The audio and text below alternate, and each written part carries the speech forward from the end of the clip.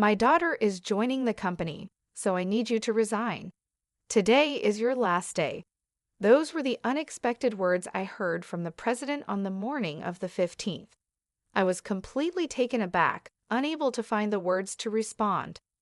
The 15th was the day we usually paid our suppliers, and while some payments were done through bank transfers for our long-term suppliers, I'd also made direct payments and personally visited some of them as a courtesy. "You look like you can leave right away. I'll give you the day off, just for you, so you should leave quickly," the president added. He practically pushed me out of the office, and the door closed with a sharp snap right in front of me. I stood there in shock, not knowing where to begin or how to argue my case. My name is Julie. I joined this family-owned paving company straight out of high school and have worked here as a clerical worker for 11 years until just now. The company had around 35 employees, and when the current chairman was still the president, the workplace atmosphere was wonderful. It was a comfortable place to work. The chairman, now retired, used to closely collaborate with the younger employees, and his wife, Olivia, would come in daily to assist with various tasks until he was hospitalized. Their daughter, Maria, was skilled in both fieldwork and office tasks, and her husband was the site manager, respected and trusted by all the on-site employees. Even though they were the founding family, they never acted superior or looked down on us employees. It would have been wonderful if this enjoyable and smooth-running company life had continued, but reality had other plans. Unfortunately, at the end of last year, the chairman was diagnosed with cancer during the company's group medical examination. Due to his health condition, he decided to retire as president and appointed Maria's husband, the site manager, as the next president. Both the employees and I fully supported this decision. We all agreed that the chairman should focus on his treatment, and we wished him a long and healthy life.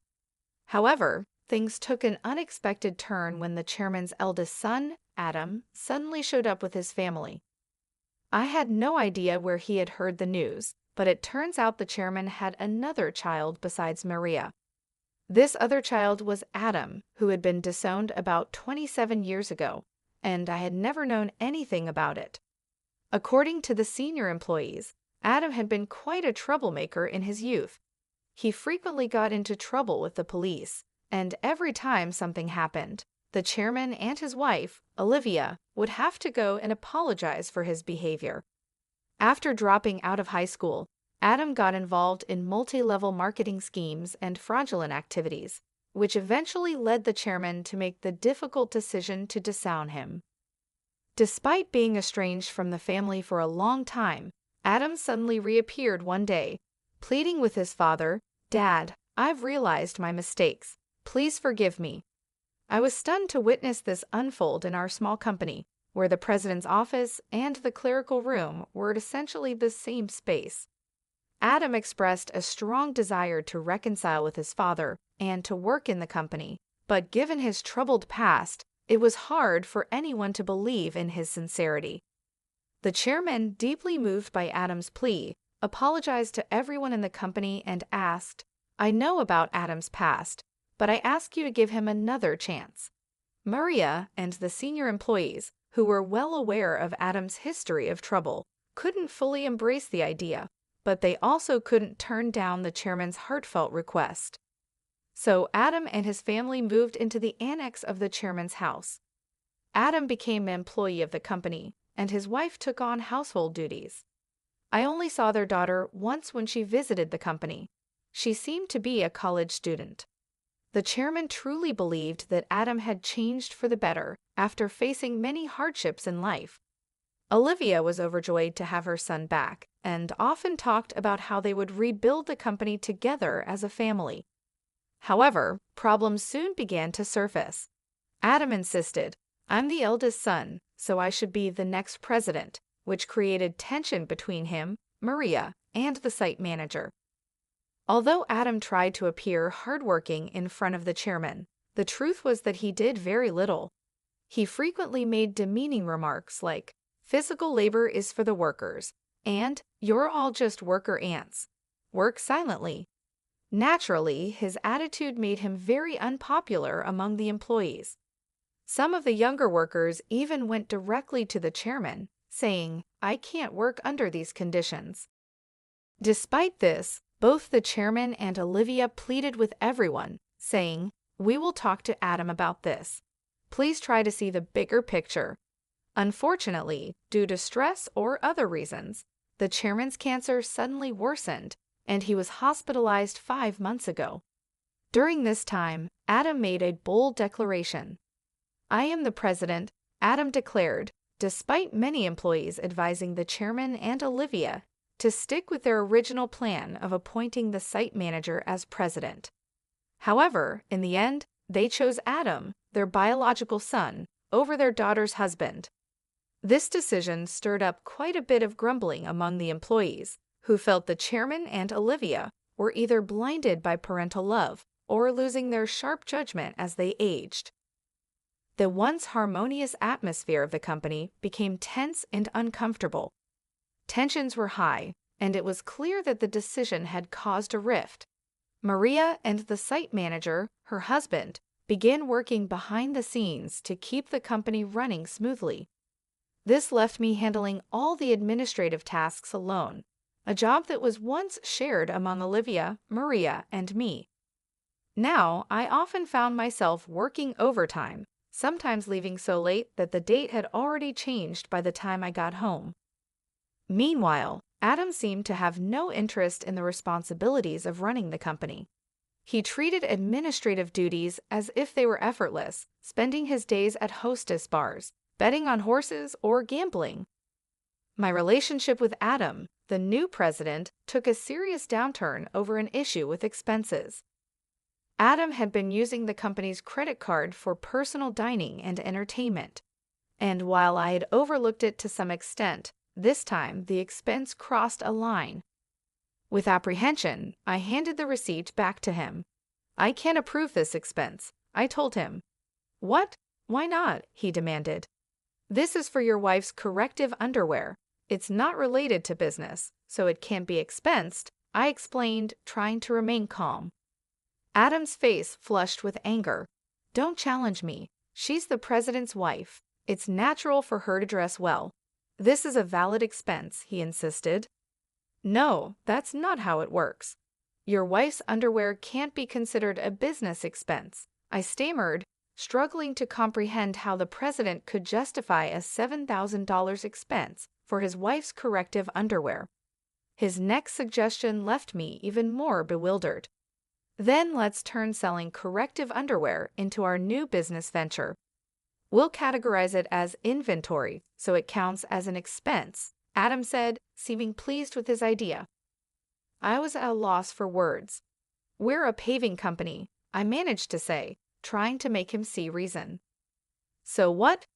We can threaten clients that if they don't buy from us, we'll cancel their contracts. Everyone will buy It's easy money. $31,000 for $7,000 worth of product." Adam chuckled loudly, but I felt horrified. "That's absolutely unacceptable. It will damage our credibility," I snapped at him in anger. From that moment on, I became the target of the president's disdain. Day after day, I endured constant berating from him. The situation became so difficult that I wasn't sure how much longer I could handle it. I thought about quitting many times, but I kept going. My loyalty to the chairman, who had always supported me, and my concern for the team, who would struggle if I left, were strong reasons to stay. The truth was, I couldn't afford to lose my job suddenly either. So I decided to tough it out until the right moment came for me to move on. But then, out of nowhere, I was fired. If I quit abruptly now, it will cause problems for our clients, I thought to myself. Taking a deep breath, I gathered all my courage and confronted the president. "I can't do this. I can't just leave without proper notice and a handover. Even your daughter wouldn't be able to handle the workload right away. Besides, today is the day we need to handle payments," I said in one breath, fully expecting the president to explode in anger. As expected, the president's face turned red with rage. "Shut up. I told you to resign because my daughter is joining the company. Today is your last day.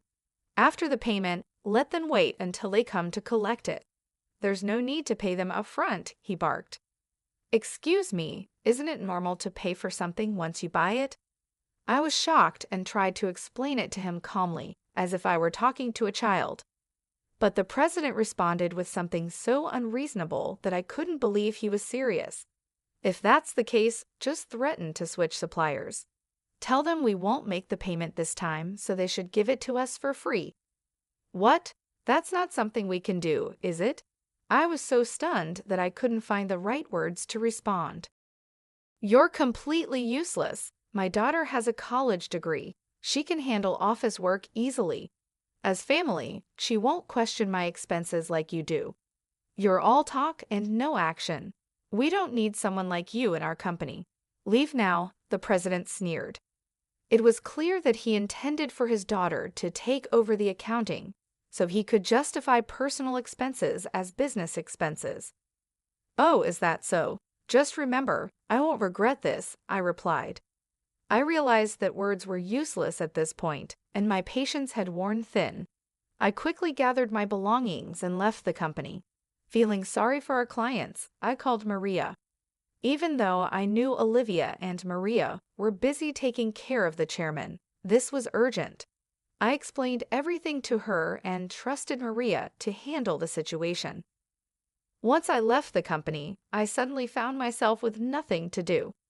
Being fired without notice clearly violated labor standards laws. I decided to report this situation to the Labor Standards Office. I knew the company could get into serious trouble because we were part of the middle company payment system. This system supports small and medium-sized businesses that can't always afford to pay severance on their own. By using this system, I could claim my severance pay and 1 month's salary. There wasn't a rush, though, because I had up to 6 years for my retirement date to apply, and the Labor Standards Office had a 4-year statute of limitations. With my usual professional habits, I started planning out the steps I needed to take and the timeline for my retirement. I decided that I could take it easy for at least a week. Lately, I had been working overtime and weekends without a break, leaving no time for myself. There were many places I wanted to visit once I had some time to relax, so I chose to go on a day trip to the beach for a refreshing break. After enjoying a peaceful day at the beach, I checked my phone, which I had left in a locker. I found several missed calls, emails, and voicemails waiting for me. One email from Maria caught my attention. It said, "The payment process went smoothly. Everything is in order." I felt a sense of relief, despite how abruptly the president had dismissed me. Still, I couldn't shake the guilt I felt for leaving my job in anger. Next, I listened to the voicemail from the company. It was the president's panicked voice saying, "Hey, what's going on? They're saying I'm not the real president. Did you know about this? Explain yourself." I couldn't help but chuckle at his sudden realization. After that, I continued to check my emails and voicemails, and among them was a message from the chairman, asking me to come to the hospital. That evening, I promptly headed to the hospital. When I arrived, I found Olivia and the president already there in the room with the chairman. As soon as the chairman saw me, he greeted me from his bed, saying, "Julie, I'm truly sorry for my foolish son." Before I could respond, Adam, the president, arrogantly shouted, "Hey, what's going on? I'm not the official president. Explain yourself." The chairman quickly silenced him with a stern command, "Quiet down." It turned out that right after I had called Maria, she immediately informed the chairman and Olivia about everything that had happened. Upon receiving the news, the chairman had contacted Adam, who had been acting as president, and asked him directly, "Do you really not know anything? So what's the truth?" I calmly explained to Adam, the president, who was still shouting in confusion, "Adam, you didn't have any legal authority. Your role as president was just a title." It might seem confusing, but in business terms, being the president is a position within the company that doesn't hold legal standing like a representative director does. The representative director is the person who is legally responsible for the company's actions externally. It's a more formal role that requires specific legal procedures to change. I continued, while the title of president can be changed informally within the company, changing the representative director involves complex legal processes. That's why your position didn't carry the legal weight you thought it did. 5 months ago, when Adam was appointed as president, there was strong opposition from Maria, the site manager, and some veteran employees. That's when I proposed a strategy. Adam would be a figurehead president, while the chairman remained the legally responsible representative director. As someone familiar with company procedures and laws, I knew how complicated these things could get. Under my plan, if Adam showed genuine dedication and won over the employees, we would then start the legal process to formalize his presidency. However, if Adam failed to prove himself fit for the role, our backup plan was to either remove him or even consider closing the company, while Maria and the site manager prepared to start a new venture. Maria doubted Adam's ability to change, but the chairman and Olivia continued to believe in him until he unfairly dismissed me. That seemed to wake them up to his shortcomings. If you want to be a leader, you need to learn to take care of your employees. I've told you this many times, the chairman emphasized. Adam retorted, "It's not a big deal, right? Can't we just handle the procedures now?" "No, it's not possible," the chairman explained. "Our company offers stocks to employees who want them, and many of them own shares. Julie owns 20%, making her a major shareholder. We can't ignore her views, and other shareholders won't support you either." As the reality of the situation started to sink in, Adam's face paled. "What? I don't have any shares." "None?" he stammered. "I plan to pass on my shares to you once you proved yourself as president. But I'm deeply disappointed in you. Were you only interested in my wealth, thinking I didn't have much time left?" the chairman said, slumping in despair. Olivia remained silent, visibly upset. Defiantly, Adam responded, "Well, I'm the eldest son. What's wrong with taking what's rightfully mine? The company belongs to me." "I can't forgive you anymore," I said firmly. The chairman bears full responsibility as the representative director of this company. Moreover, as a shareholder, I have the right to call for a shareholders' meeting and propose your removal. I made my stance clear. The president's face drained of color as he realized the seriousness of the situation. "You mean I could be fired?" he stammered. "Adam, you were just a clerk," I replied. "Julie is right. At this point, no one will support you," Olivia interjected, her voice full of concern. She then turned to me, "Julie, I owe you a sincere apology. I regret the trouble caused because of my love for my son. Please tell me what you'd like to do." I confronted the president directly. "Mr. President, I no longer wish to work under your leadership, so I am resigning immediately. However, I expect to receive my severance pay along with 1 month's salary, including unpaid overtime and holiday pay.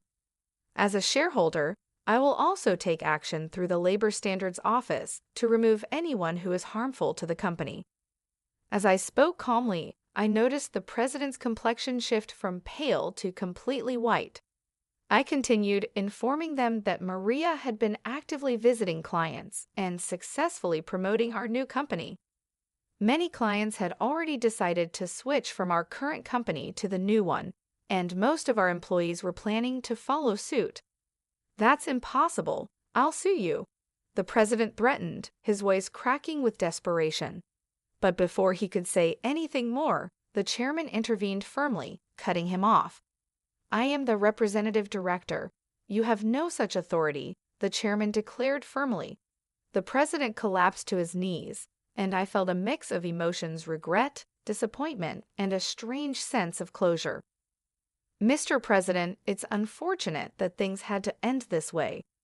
If you had changed your approach when you returned, things might have turned out differently. There were plenty of opportunities for understanding if you had made an effort to learn and adapt," I said, trying to convey the missed chances. Ultimately, it was the president who squandered those opportunities, a classic case of reaping what you sow. In the aftermath, the chairman made the difficult decision to shut down the company, leaving Adam unemployed. The president's wife tried to sell the corrective underwear, but her efforts didn't succeed. They faced legal issues due to their aggressive sales tactics and were eventually arrested for their involvement in a pyramid scheme. When Maria returned to her parents' home, she found boxes of unsold underwear left behind. As for their daughter, she found employment elsewhere, although I'm not sure where exactly. As for me, I'm now happily working at the new company started by Maria and the site manager. I cherish the relationships I've built with others and strive to live authentically each day. Life has moved on, and so have I, with a renewed sense of